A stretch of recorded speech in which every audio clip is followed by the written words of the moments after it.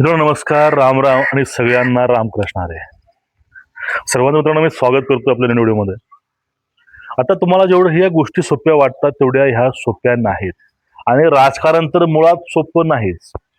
तुम्हाला मी काही अशा फोटो दाखवणार आहे, तुमच्या पुढे मी असे काही मुद्दे ठेवणार आहे. ते मुद्दे अक्षरशः विचार करण्यासारखे आहेत आणि त्या फोटो सुद्धा अनेक राजकारण्याला विचार करण्यास भाग पाडणारे आहेत. आज आपल्याला थोडंसं त्या विषयावरती बोलायचं आहे. पण त्यापूर्वी आपल्या महाराष्ट्राचं राजकारण नेमकं कुठल्या दिशेला जात आहे, कुठल्या अवस्थेकडे वळत आहे, त्यावर सुद्धा बोलणं तेवढंच गरजेचं आहे. आणि ह्या सगळ्याहून एक महत्वाची गोष्ट असते, ते म्हणजे आपली भारताची संस्कृती आणि आपण यावर सुद्धा बोलणं तेवढंच महत्वाचं आहे. ह्या व्हिडिओच्या माध्यमातून आपलं हे सगळंच एकदम एका रेषेमध्ये मांडायचा प्रयत्न मित्रांनो केलेला आहे. तर व्हिडिओ शेवटपर्यंत बघा, तुम्हाला सगळ्या गोष्टी समजून जातील. आता आपण वळूया ह्या दोन फोटो पासून. नरेंद्र मोदी साहेब हे महाराष्ट्रामध्ये आले होते काही कारणास्तव, आणि त्यामध्ये महाराष्ट्राच्या ताई सुप्रियाताई आणि त्यांचे काही सोकॉल्ड जे खासदार आहेत त्यांनी सगळ्यांनी मिळून मोदींना महात्मा फुले यांची पगडी घालून त्यांचं स्वागत केलं. डोक्यावरती फुलेंची पगडी, हातामध्ये शिवरायांची पूर्णाकृती मूर्ती. हे बघून मला थोडेसे हलक्या सुख पोहोचलं, पण जे पुरोगामी आहेत त्यांच्या बुडाला मात्र आग लागले. तुम्हाला हे कळण्यासाठी तुम्हाला काही गोष्टी समजून मित्रांनो घ्याव्या लागतील.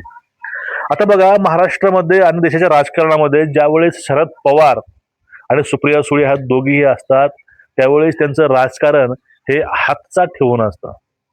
तुम्ही कधी पाहून घ्या, ह्या कुठल्याही काळामध्ये सुप्रिया सुळे, शरद पवार यांनी कधीच डायरेक्टली मोदीला क्लेम आणि ब्लेम अजिबात नाही केलं. आणि जे काही आहे ते फक्त तेवढाच मुद्दा उठवतात आणि तेवढ्यावर ते स्टॉप होतात, पण ते कधीच आक्रमकपणे यांना बोलत नाही. कारण शरद पवारांना, सुप्रियाताईंना दोघांनाही माहिती आहे राजकारण काय आहे आणि मोदी हे काय आहेत. पण या उलट उद्धव ठाकरे, संजय राऊत यांच्या जिभेला अक्षरशः परस नाही. ते कुठं काहीही होऊ द्या, फक्त ते दोन व्यक्तीवरच आणतात. ते दोन व्यक्ती म्हणजे अमित शहा, नरेंद्र मोदी. दिल्लीमध्ये एकंदर लहानसं भांडणं होऊ द्या, त्याला रेस्पॉन्सिबल अमित शहा असतात. यांच्या पक्षामध्ये काही होऊ द्या, रेस्पॉन्सिबल अमित शहा असतात. म्हणजे कुठं काही झालं तर अमित शहामुळे झालं, काय झालं मोदीमुळे झालं, म्हणजे चांगलं होणार आहे ते राहुल गांधीमुळे होणार आहे, हे सांगण्यापर्यंतचे या लोकांची डोके चालतात. पण आता बाळासाहेब असायला हवे होते. जर बाळासाहेब असले असते तर ह्या दोघांच्याही दोन खिचून थोबाडीत मारले असते. पण हे काम जनता करत आहे, याच्या थोबाडीत जनता मारत आहे, हे तेवढंच महत्वाचं आहे. आता याहून पुढे जाऊन या दोघांचा असा गेम झालाय, एक काँग्रेस आणि हे शिवसेना उभाट्यावाले यांचा एक अक्षरशः गेमच होऊन बसलाय. तो यांचा गेम वाजवलाय कोण, तुम्हाला मित्रांनो सांगतो. आता दिल्लीमध्ये झुरळाचं आंदोलन होतं. आता मुळात ह्या गोष्टी बोलायला मला शरम वाटते, कारण महाराष्ट्र हा वाघाचा आहे. पण या ठिकाणी काय लोकांना झुरळ म्हणून हिंडावं वाटतं, फिरावं वाटतं, हे दुर्दैव आहे. पण या ठिकाणी झुरळाचं आंदोलन होतं. त्या आंदोलनामध्ये काही महाराष्ट्रातील मंडळी तिथे गेले होते आणि ती एक मशाल हातामध्ये घेऊन, आता मशालीवर गोष्ट आठवली तर हेच महाशय भाषणामध्ये बोलले होते की आपल्या मारुती रायांनी लंका ही मशालीने जाळली.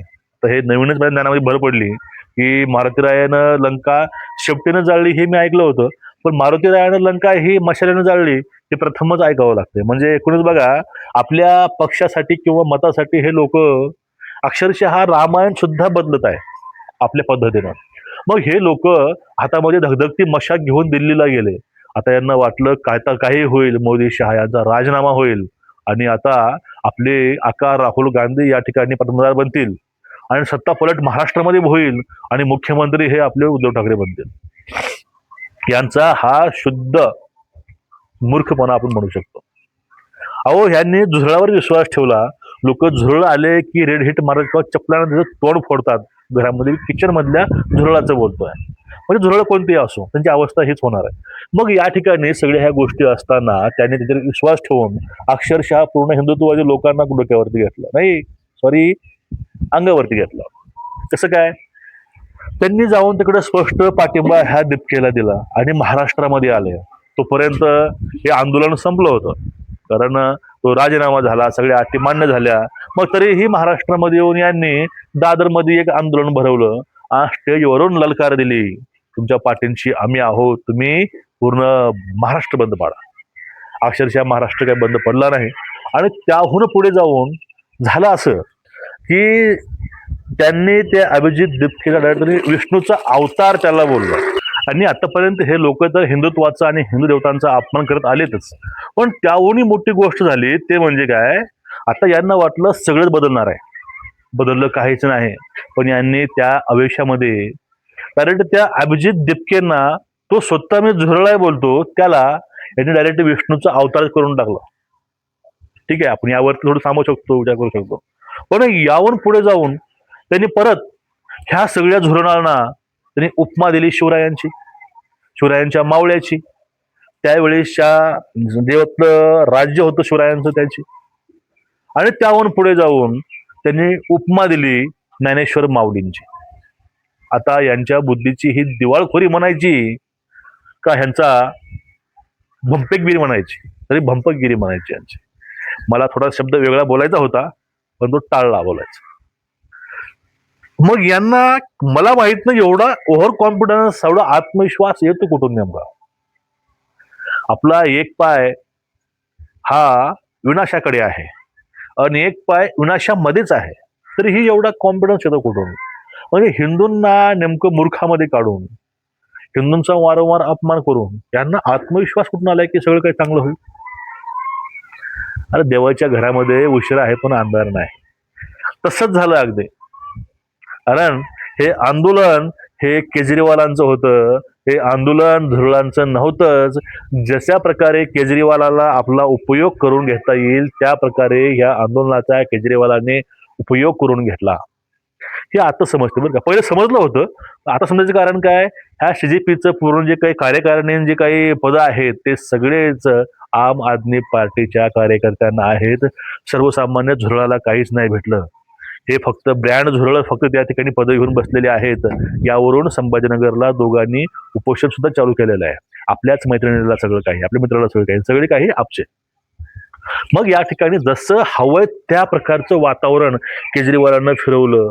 कारण केजरीवालाला आपला पक्ष पूर्ण भारतामध्ये घेऊन जायचा आहे, त्यासाठी यानं ह्या झुरळाचा सहारा घेतला. आणि त्याहून थोडं पुढे जाऊन आता झारखंड मधलं जे काही वातावरण होतं, यामध्ये पहिले 10 ते 12 दिवस ह्या झुरळानं सहभाग घेतला नाही. पण त्यानंतर लगेच त्या ठिकाणी झुरळ ऍक्टिव्ह होत आहेत. कारण तेच आहे. कारण काय, काल रवीश कुमार जो काही काँग्रेसचा सो कॉल्ड प्रवक्ता कम युट्यूबर आहे त्यानं सांगितलंय की झुरळ झारखंडला का गेले नाहीत. कारण काय, इथंच गोष्ट समजते की हे झुरळ ही बी टीम केजरीवालची आहे. केजरीवालनं झुरळ आता झारखंडमध्ये उतरवलेत, कारण झारखंडमध्ये सरकार ही सोरेनचं आणि काँग्रेसचं आहे. त्या ठिकाणी आम आदमी पार्टी नाही. आम आदमी पार्टी ही पंजाबमध्ये होती, तिथल्या पेपर फुटीची बातमी कुठंच झाली नाही. आणि त्यावर पुढे जाऊन पंजाबमध्ये जे काही तिथं DGP होते, ज्या अधिकाऱ्यांना सांगितलं होतं की ह्या दिल्लीच्या प्रोटेस्टमध्ये ह्या प्रकारचे आतंकवादी घुसले होते, तर त्या व्यक्तीचं, त्या अधिकाऱ्याचं या लोकांनी ट्रान्सफर करून टाकलं. म्हणजे एकूणच हे सगळा खेळ केजरीवाल चालवत होते. केजरीवाल कोणत्याही दुसऱ्या पार्टीच्या नेत्यांना ह्या आंदोलनाचा फायदा होईल असं त्यांना वाटते का? अजिबात नाही. कारण केजरीवालांना फक्त एकच गोष्ट दिसत होती की आपल्या आंदोलनाचा फायदा फक्त हा आपल्याच ह्या झुरळांना आणि आपल्या पार्टीला झाला पाहिजे. हे राजकारण त्यांचं लॉंग टर्म राजकारण आहे मित्रांनो. ही त्यांची तयारी आहे 2029ची. तुम्ही माझा व्हिडिओ आज सेव्ह करून ठेवा. ही तयारी 2029ची आहे. 29 मध्ये भाजपला टक्कर फक्त अरविंद केजरीवाल आणि हे झुरळ थोडं देतील. तोपर्यंत हे काँग्रेस, शिवसेना, हे बाकी सगळे जे पक्ष आहेत ते सगळे संपवतील, याचं मार्केट ते खातील. हाच होता मेगा प्लॅन, मास्टर प्लॅन केजरीवालांचा. आणि आता त्या झुरळाला ओपनली साथ देऊन, ओपनली सपोर्ट देऊन आपले महाराष्ट्रातील पप्पू आणि हे महाराष्ट्रातील केजरीवाल अक्षरशः फसले आहेत. आणि त्या मंचावर जे लोक गेलेत त्या सगळ्यांना आपल्या थोबाडीत मारून घेऊ का असं वाटत असेल. कारण हे राजकारण असंच आहे. हे सगळे काही होती ही केजरीवालाची शाळा होती आणि हे केजरीवालानं झाडू मारून सगळे झुरळ बाहेर काढलेत बिळातनं. आणि हे झुरळ आता पूर्ण भारतामध्ये सोडणार आहेत ते. आणि हे पूर्ण भारतामध्ये सोडून सगळे विरोधक कुरतडून 29ला आपण सत्तेमध्ये किंवा विरोधामध्ये जास्त लोक घेऊन येऊ ही आशा त्यांना आहे.